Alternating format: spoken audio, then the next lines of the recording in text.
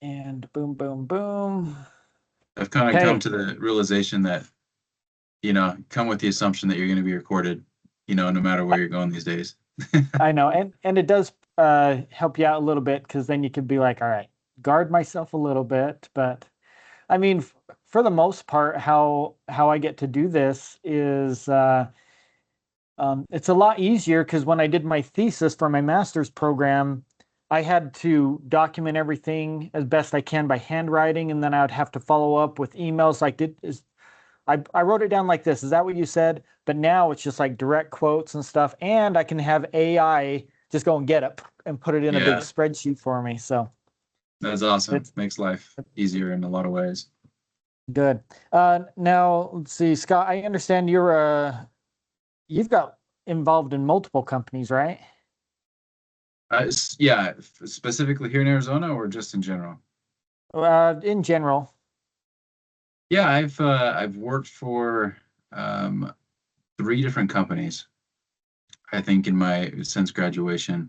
I initially started with Avery Dennison. They're a Fortune 500 company. I worked for them for about 6 years, six, maybe 7 years.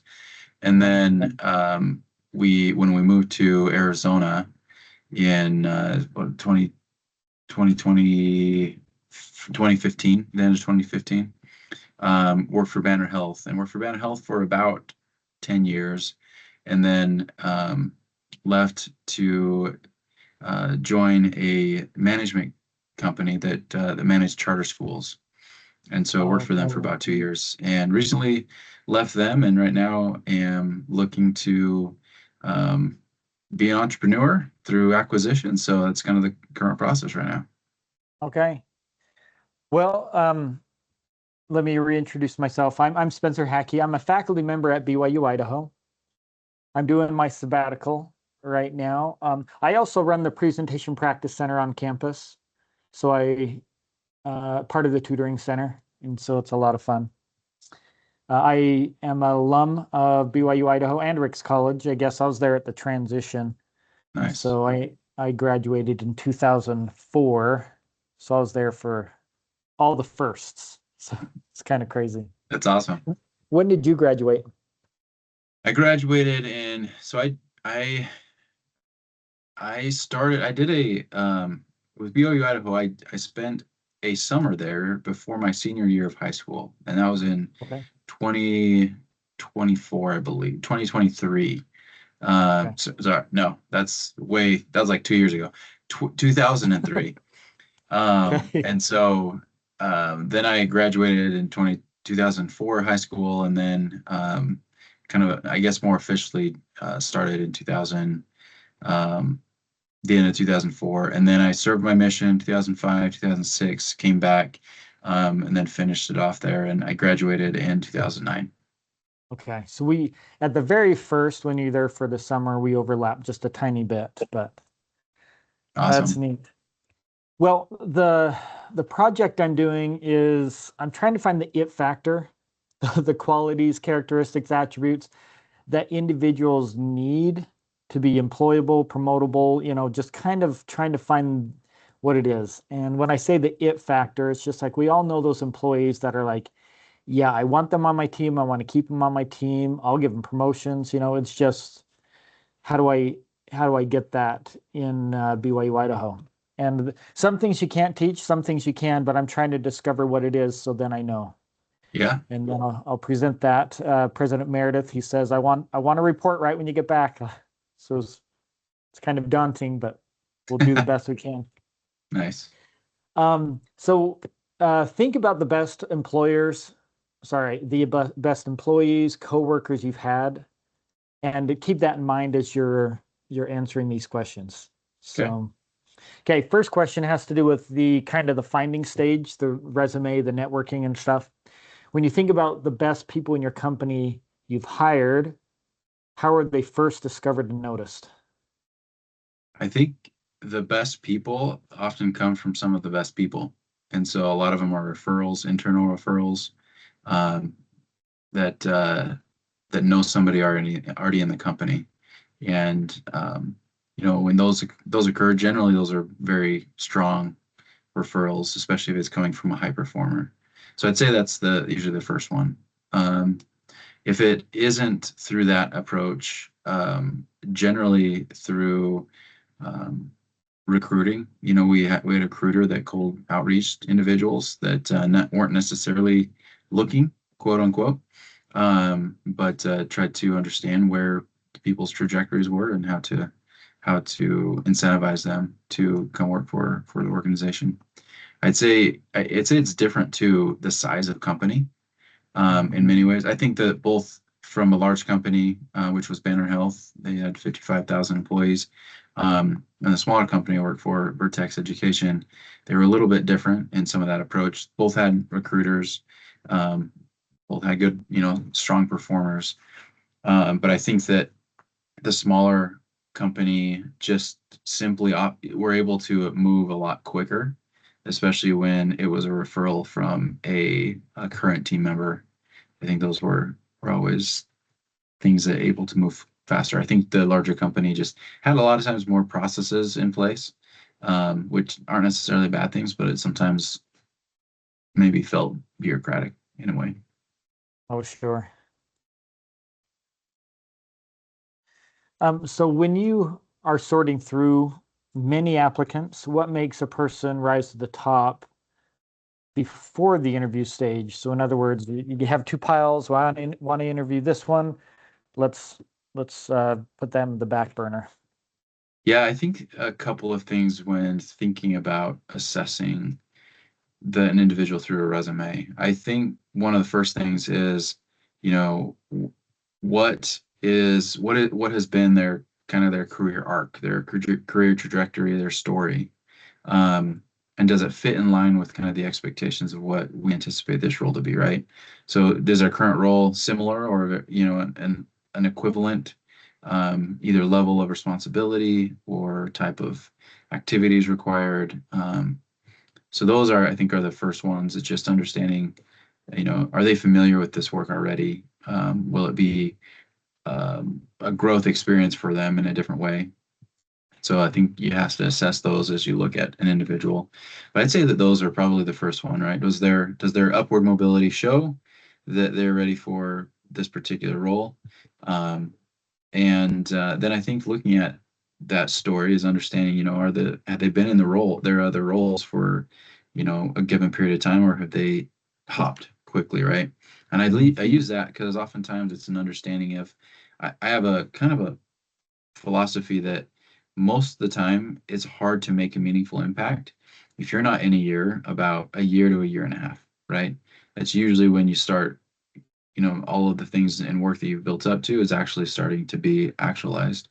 And so a lot of times I see people move quickly, and it just, not that it disqualifies, but it's a question, right? Of how were they able to make an impact in short time and then move on to the new role. So I look at that as well.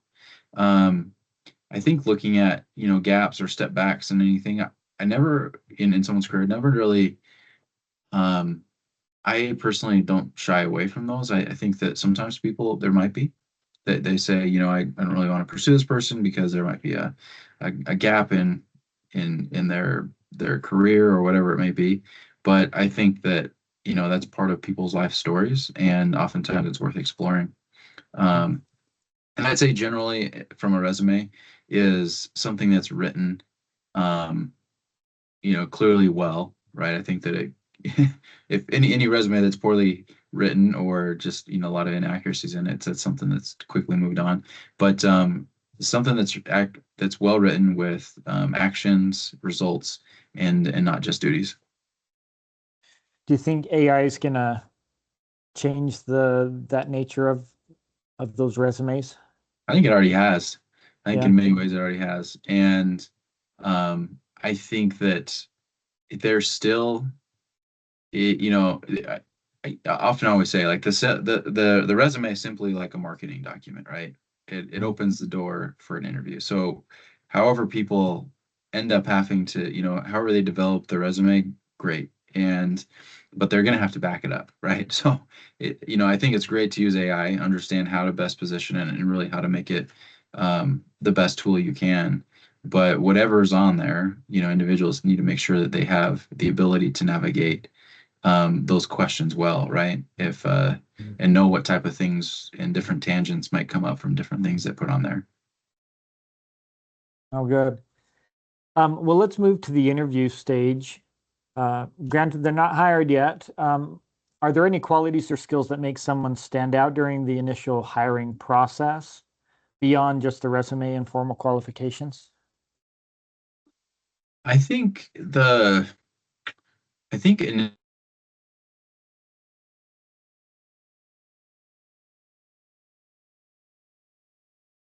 that often are let people that make people stand out, right? Is one, I think, likability, right? How well do they come across in terms of ability to create a relationship with me, the interviewer, right? And kind of share their story. And and I think charisma's help that, it doesn't have to be that these people are extroverts, but that they are able to have a conversation. They're able to talk with people and be relatable. And I think that's helpful. I think those that do stand out have a really strong people acumen that get people and know that, that there is a lot that goes into um, business and jobs and works, and that at the core of all of it is people. And so acknowledging that um, how to influence and how to navigate and how to work through the people aspect of their work is really important. So relationships, I think, in different ways to say that is they can quickly show how to build a relationship.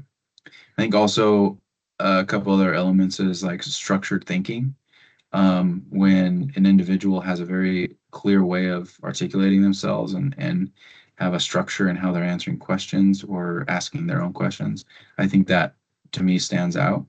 Um, and then, being able to share real time, like either their ability to make decisions or judgments or in their answers to their in the interview questions, how they're able to exemplify their decision making process.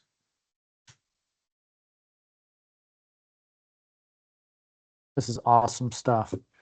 This is awesome stuff. Uh, are there any common reasons that someone gets hired even when they've got multiple, or sorry, even if you've got multiple qualified people, um, or they appear to be qualified on paper? Is there something that rises to the top? Because I know you mentioned a number of things, but is there one of Yeah, these that kind of rise to the top?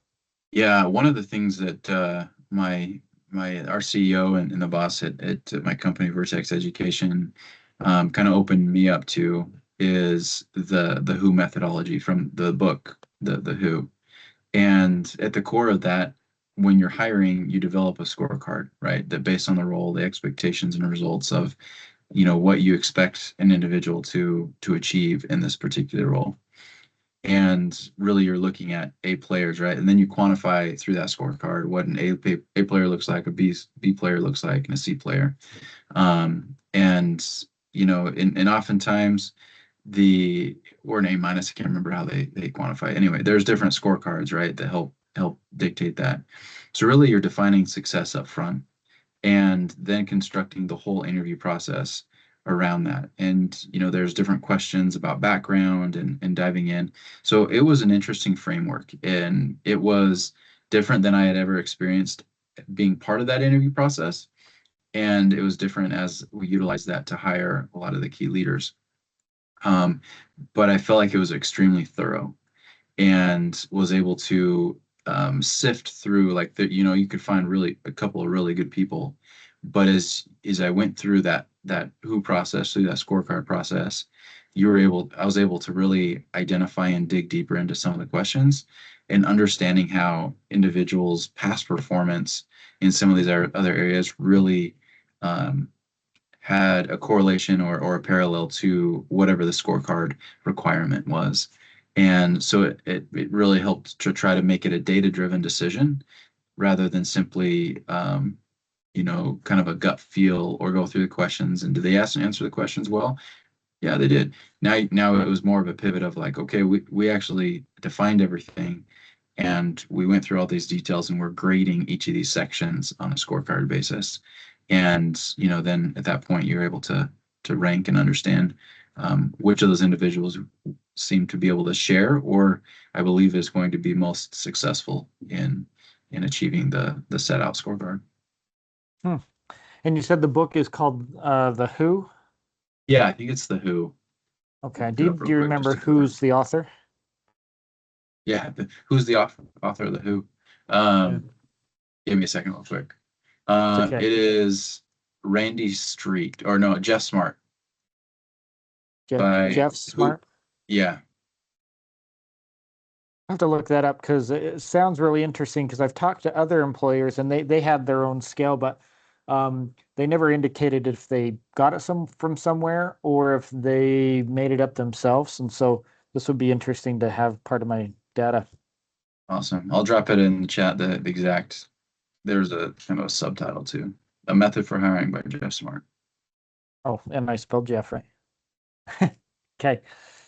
Perfect. I will get that and I'll look that up.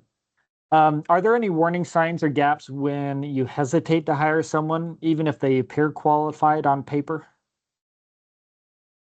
I think a lot of the hesitation comes if I think a lot of this comes from experience of hiring, but understanding if their answers are unclear or they're evasive, and it gives oftentimes a signal of something's hidden, or there's like a not a very strong confidence of what's being asked.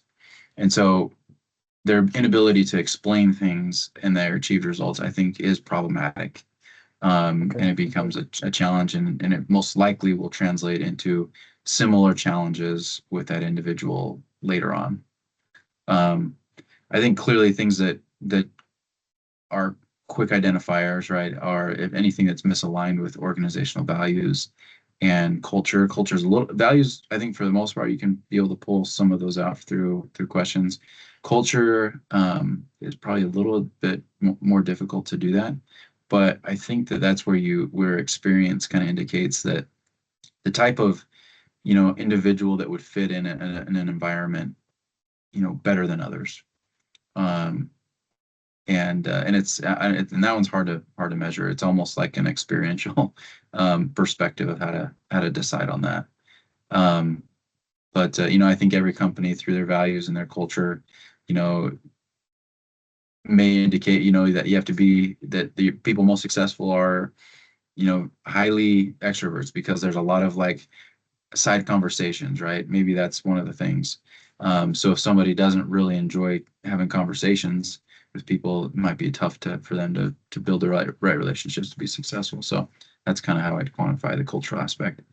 Um, but I'll give you an example too. Is there was one individual that met all of the parameters for who the scorecard, but Mhm. they were arrogant in the interview process, and they had a lot of pride for their work, and it sounded like that they actually had a lot of good success and were a great driver, all good things.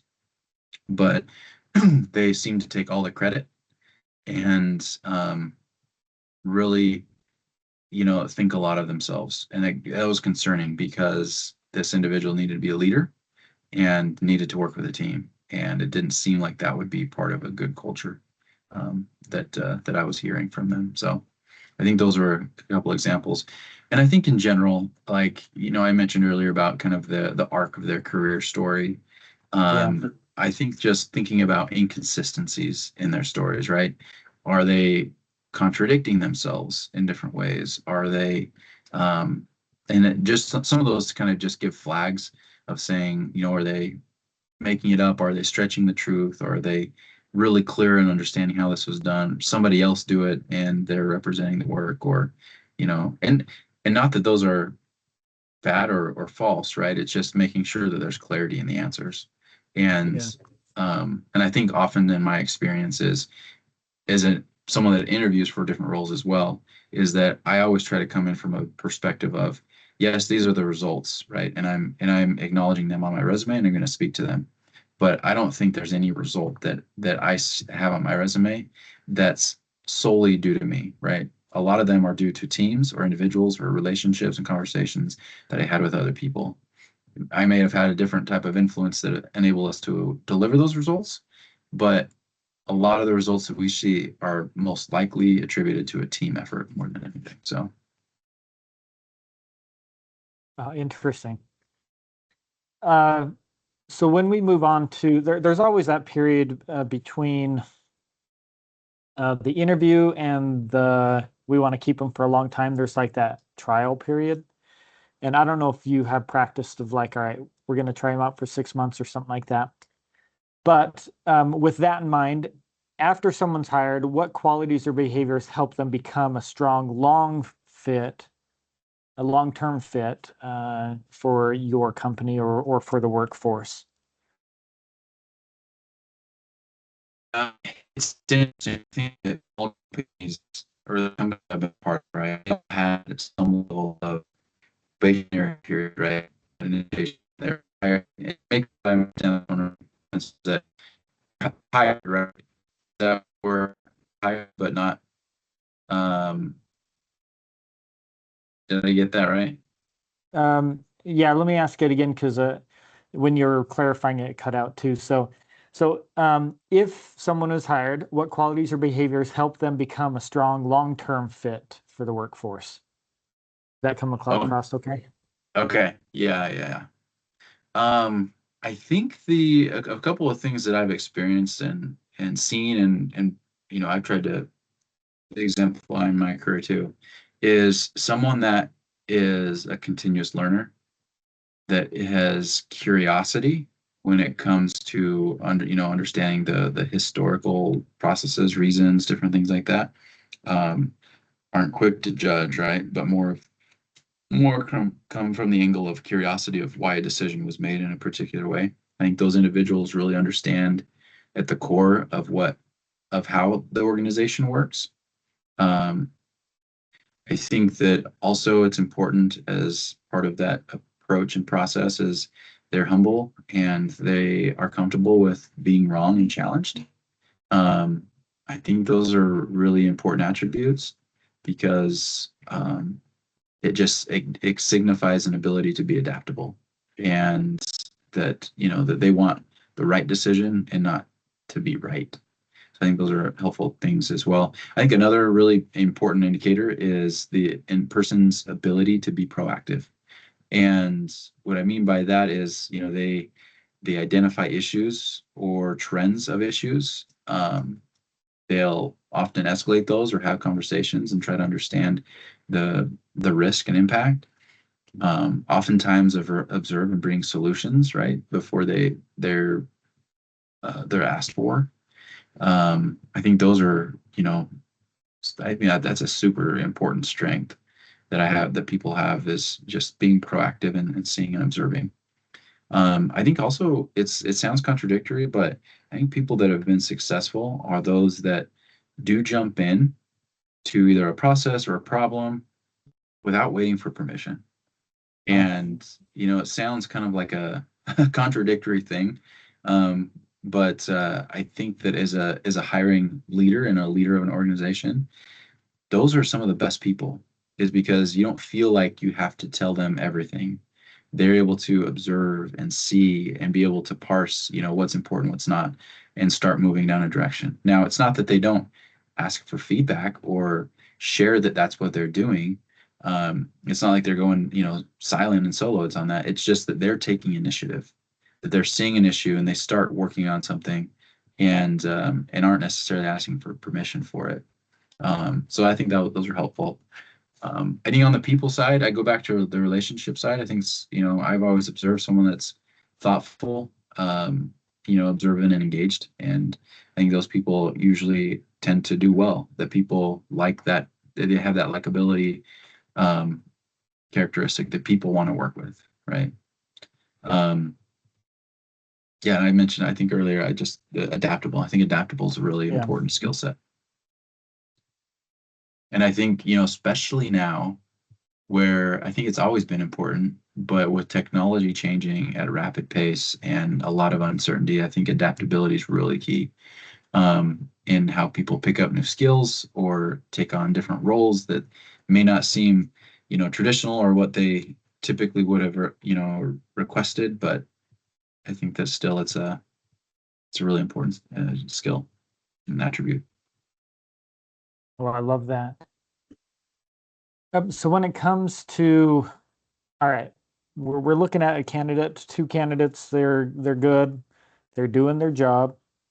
What qualities, behaviors, or skill gaps prevent people from being promoted even when they're technically good at their jobs? Yeah, that's a good question. And I think often what many people grapple with because they're like, hey, I've been here longer. That's often the question I would get, like, I've been here longer. Why not me? Yeah. And so like, what is it that this person does well that I'm not doing? And I'll share a couple examples. I had a lot of good opportunities in Banner Health to do things that um, someone from a supply chain background typically maybe wouldn't have been tapped with. But a lot of it had to do with the relationships building. So I think that's the first one. Is an individual isn't necessarily just in their silo or in their lane. They respectfully go beyond their lane and build relationships with other leaders in other departments with the core concept of you want that leader to be speaking behind your back in a positive way, if that makes sense. Like Yeah. their experience with you as an individual needs to be a positive thing. And so when questions come up about, hey, who's doing something well or different things, your experience with them comes up.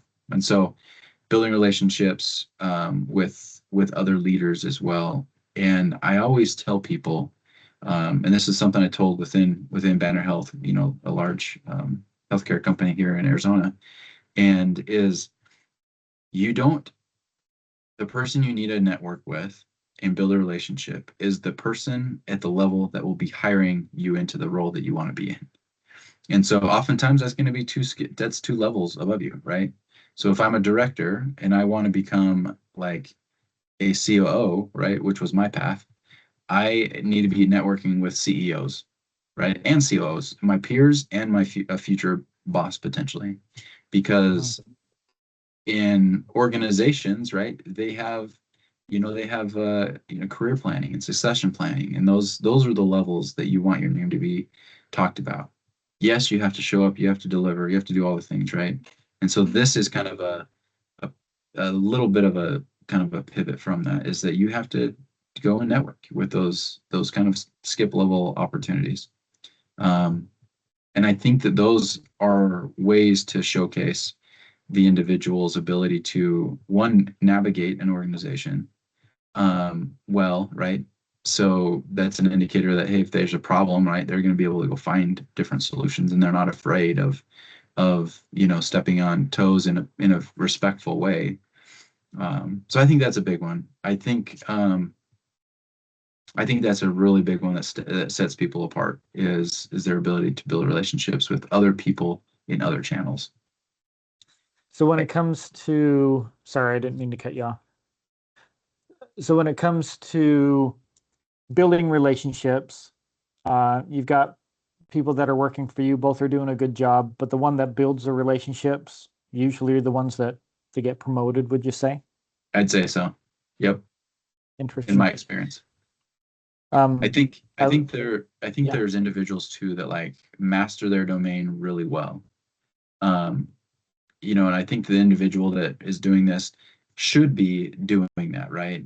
Um, they have to really be good at it. And I think, showcasing to their current leader, right, that in their one-on-ones interviews, that they're bringing solutions, right? That they're being proactive, they're doing all of the things that really demonstrate a dominance of their role and a command of what they're doing, and how to be how to operate at the next level is basically they need to showcase how to operate at the next level in their current role.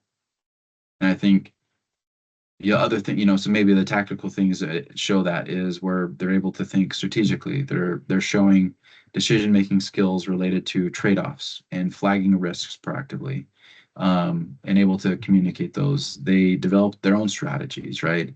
Different playbooks, and they're viewed as a current leader in their area. Um, Either even though it might not be official, right? They're currently viewed as a leader, and they don't have to be people leader, right? But they still need to be a leader where people look to them for guidance and their expertise. But again, to your question, if I had two of those people, what a great team it would be, right? If you had two really solid individuals that are just on their own mastering the stuff. Yeah.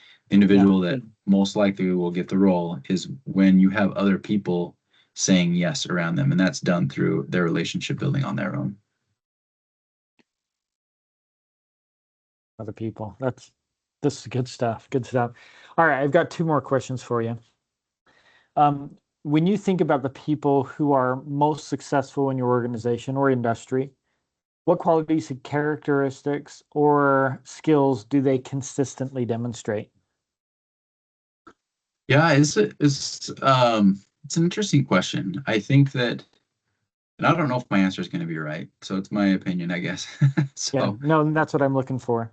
yeah, I think that when I view some of the most successful people, um, is I'm going to call it executive presence, right? But it doesn't have to be necessarily executive, right? From a role perspective. I say executive presence in the sense that the individual knows how to show up in the right um, areas, right? And how to show up in that particular ways. Like and so, they could be an individual contributor and still have a very strong executive presence, indicating that, their value, knowing when to speak up, when to raise, their hand in different ways. And so I think it's a really important understanding of how to read a room, how to, to navigate an organization. I think those are really important to do. Um, and it doesn't have to be someone that is an extrovert, right? I think that a lot of times people equate executive presence to um, extrovert, right? Yeah. And it's not the case. I think it's understanding how to read a room and showing up with confidence in that room. And so I think that's one thing. I think other things that I've seen what really helps successful people is their ability to think strategically, but translate it into tactical action and then go execute it. I think those are really important things to do. Um, Other things that help drive that ability, right, is someone's influence on other people. How are they able to, convince and sell people on the idea or the approach? I also think that successful people are very forward thinking. Like, what's the next thing? Like, what's the next technological advancement that we're going to adopt? What's the next challenge that we're going to see? What are potential risks with customers or different revenue? I think those are important one. I'd go back to the question or the answer I said earlier is their ability to navigate beyond their lane, right? Network internally, network externally, um, to gain a lot of those insights. Um, and I think that someone that's successful it has a lot of resilience in terms of their ability to bounce back quickly from any setbacks and challenges and learn from them and really move on from them. No, I'm glad I'm recording this because I'm not writing down fast enough. These are awesome things. I really liked how you talked about extrovert versus introvert, because a lot of times when people are looking at that, we would kind of get into culture of like, well, extrovert, you need to be an extrovert. It's like, well, that's not necessarily the case because we need the analytical thinkers, and a lot of those are introverts. And people forget that a lot of times extroverts, they recharge by socializing. Introverts, they recharge by getting off on their own. And but they kind of portray that outwards, like, well, they're talking to a lot of people, they must be extroverts. Well, no, because my wife, she could probably talk to anybody, and she's an extreme introvert. And so I love that you're able to understand that. Yeah. Yeah, I'd say I'm probably on the fence. I would probably lean toward more as an introvert. Yeah.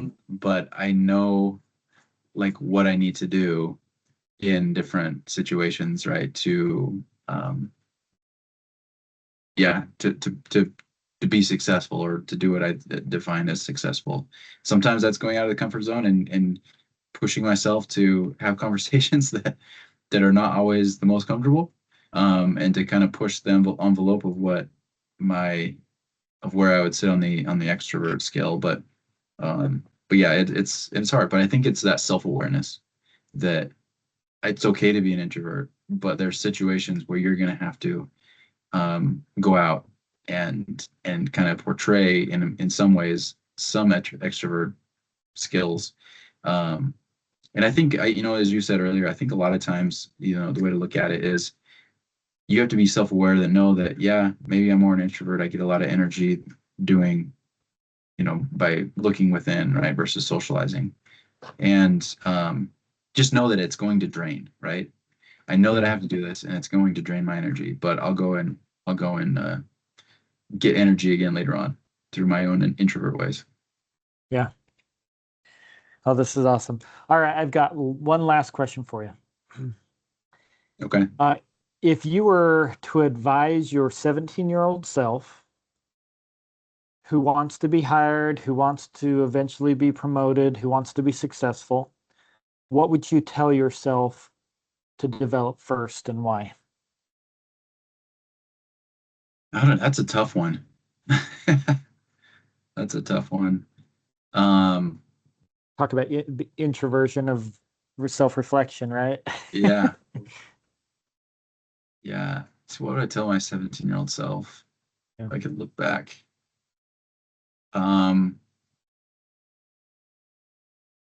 I think you looking for one or two things, or do you want me just to kind of go? Just go, because I'll Okay. capture all of it and use it.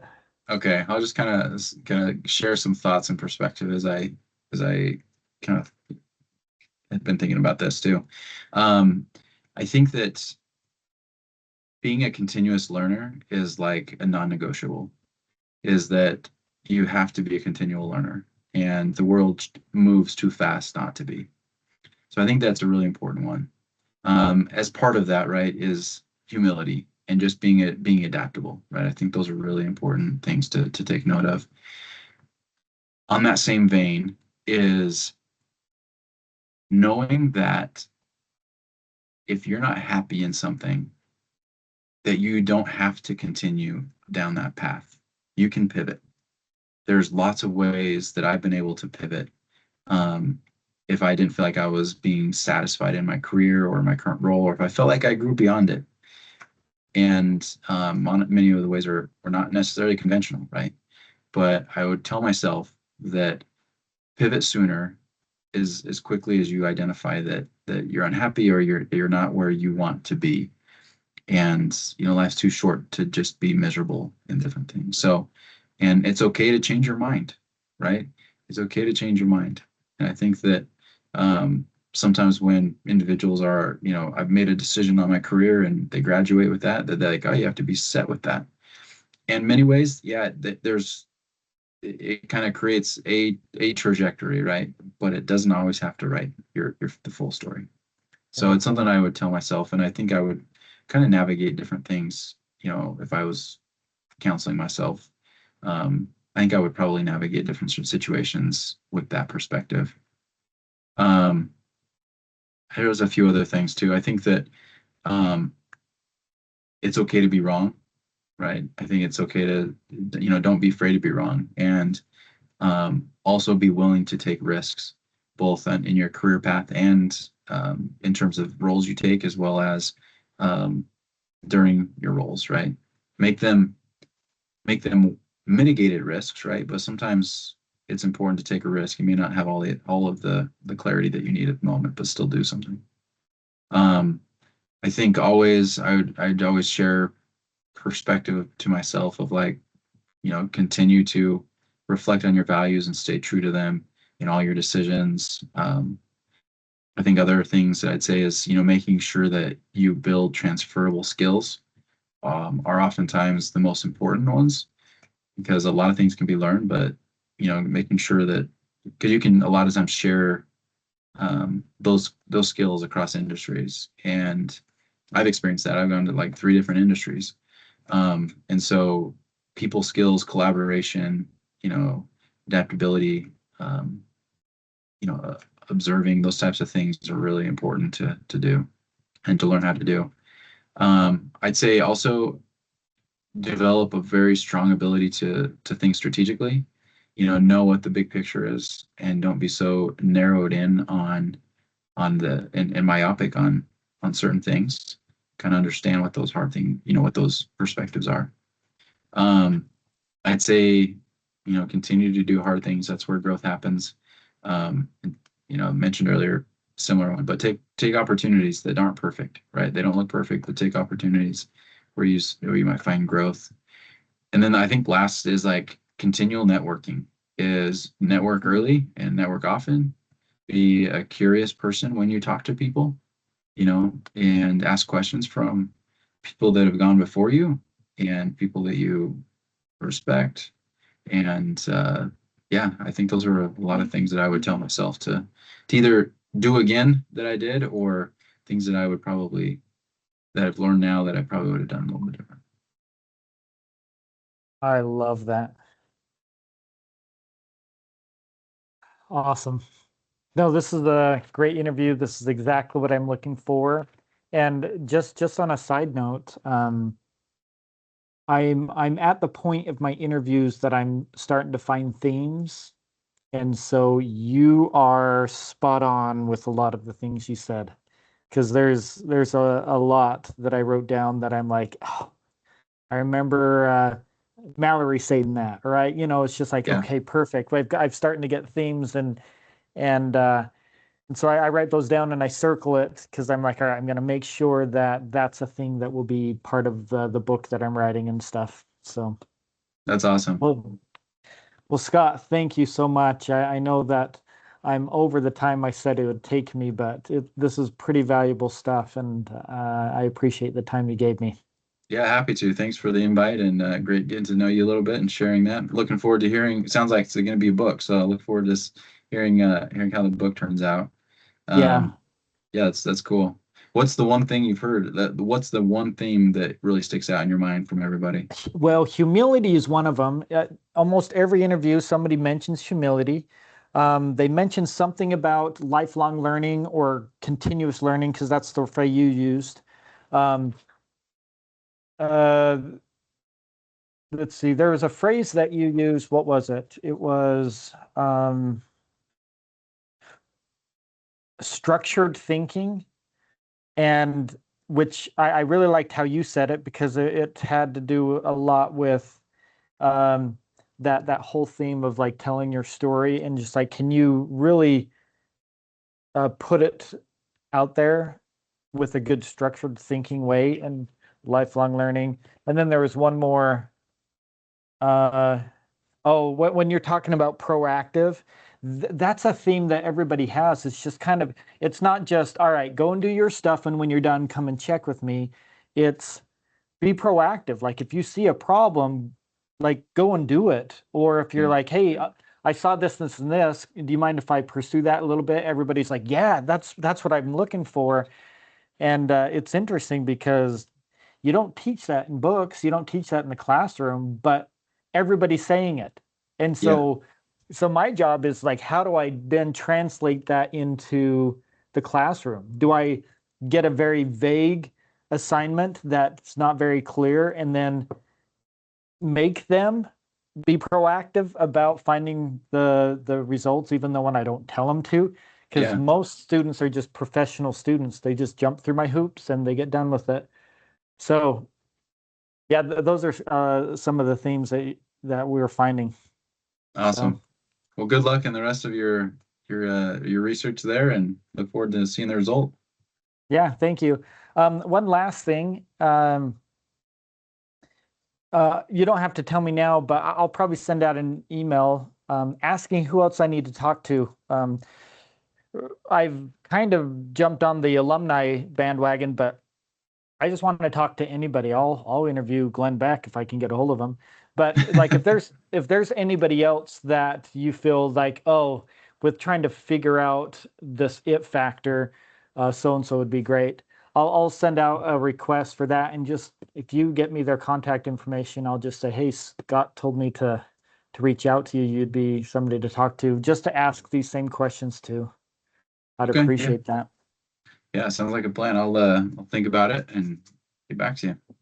Okay, perfect. Well, Scott, thank you. If I have any follow-up questions, I'll email you. And Perfect. but it was an honor to get to meet you and know you a little bit. Yeah, likewise. Thanks, Spencer. Have a good one. You too. Thank you.